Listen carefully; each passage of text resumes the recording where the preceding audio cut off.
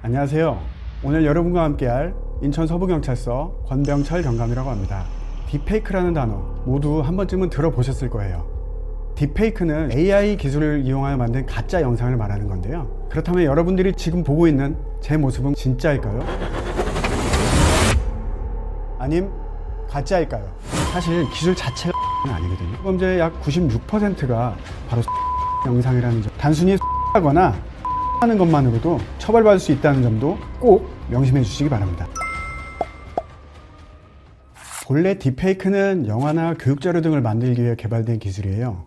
처음 의도대로 사용하고자 하면 얼마든지 좋게 사용할 수 있죠. 예를 들면 실종아동의 현재 모습을 구현한다든지 광복 소식을 접한 독립운동가 모습을 구현한 예를 딥페이크의 순기능으로 볼 수 있습니다.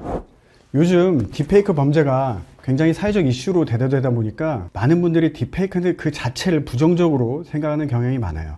사실 기술 자체가 범죄는 아니거든요. 이 기술을 가지고 악용하는 게 문제인 것이죠. 요즘 무료 앱이나 프로그램들을 통해서 간단한 조작만으로도 쉽게 사용이 가능합니다. 쉽게 사용이 가능하다 보니까 악용 사례도 증가하고 있는 거죠. 예를 들면 가까운 지인이나 가족의 목소리를 도용해서 금전을 요구하거나 연예인, 유명 인플루언서, 정치인의 모습을 도용해서 허위 사실을 유포하고 금전을 요구하는 행위, 또 다른 사람의 얼굴을 음란물을 합성해 유포하는 행위가 있습니다.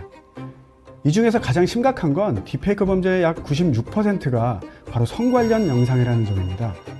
여러분들 아시겠지만 N번방 사건, 그리고 작년 8월에 대학교에서 1000명 이상의 학생이 가입된 비밀방에서 불법 합성 영상을 공유한 사건은 여러분들 모두 다 잘 알 것입니다.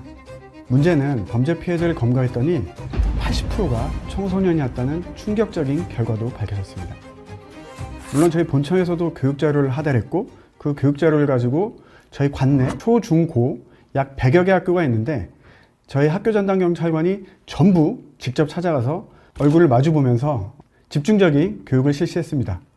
초등학생 같은 경우는 저희가 제일 처음에 학교에 갔을 때 딥페이크가 뭔지도 모르고 장난으로 영상을 만든 게 왜 죄가 되냐라는 친구들이 많았거든요. 그래서 이 친구들을 대상으로는 어떤 게 딥페이크다라는 사례를 중심으로 교육을 실시했고요. 중고등학생들 같은 경우는 딥페이크가 중범죄에 해당될 수 있다는 사실을 모르고 있는 경우가 많았어요. 그래서 처벌 법령을 중심으로 교육을 실시했습니다. 그리고 피해 학생들의 경우 일부가 피해 사실을 주저하거나 이 피해 사실이 딥페이크인지 아닌지 몰라서 신고를 꺼려하는 경우가 있더라고요. 그래서 저희 서부경찰서 학교전담경찰관 1:1 상담 채널이 있습니다. 그래서 그 카카오톡 홍보 채널도 홍보했던 기억이 있고요. 다행히도 지금은 처음과 달리 범죄라는 사실을 학생들이 잘 인식하고 있고요. 현재는 신고가 감소 추세를 보이고 있습니다. 요즘 청소년들은 스마트폰에 익숙하다 보니까 딥페이크 기술을 이용해 볼 기회도 많고 진입장벽도 낮다는 점이 그 원인 중에 하나라고 생각이 드는데요.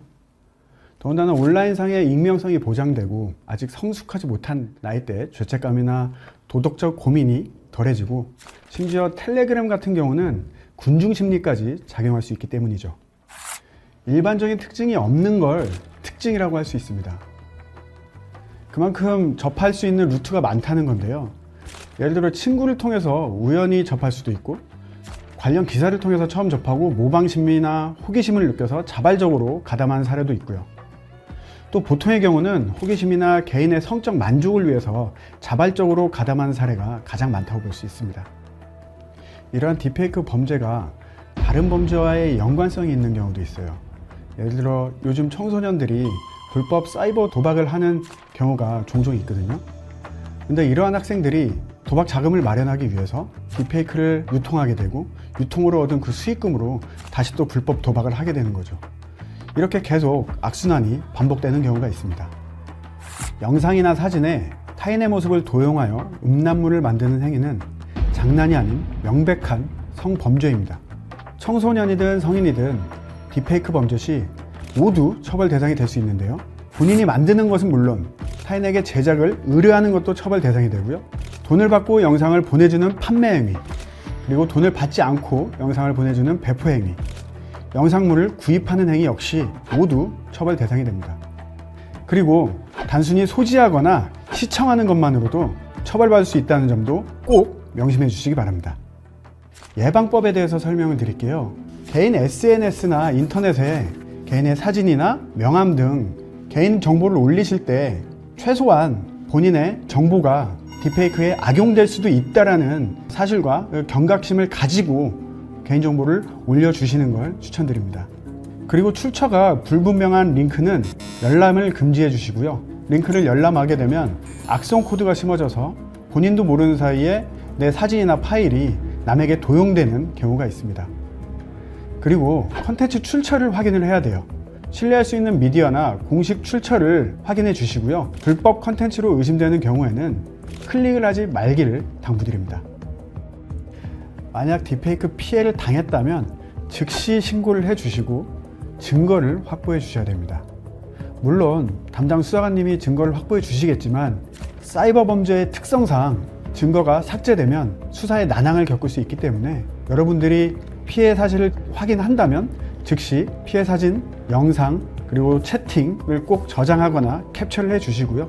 그리고 피의자를 특정할 수 있는 아이디나 닉네임도 저장하면 더욱 좋을 것 같습니다.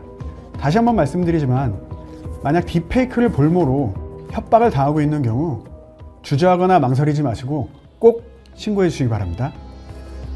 딥페이크는 양날의 검과 같아서 악용될 경우 피해자의 삶을 파괴하는 끔찍한 범죄가 될 수 있습니다. 앞으로도 범죄 예방과 피해자 보호를 위해서 최선을 다할 테니까요. 여러분도 딥페이크의 위험성을 정확히 이해하고 적극적으로 대처해 주시길 부탁드립니다. 감사합니다.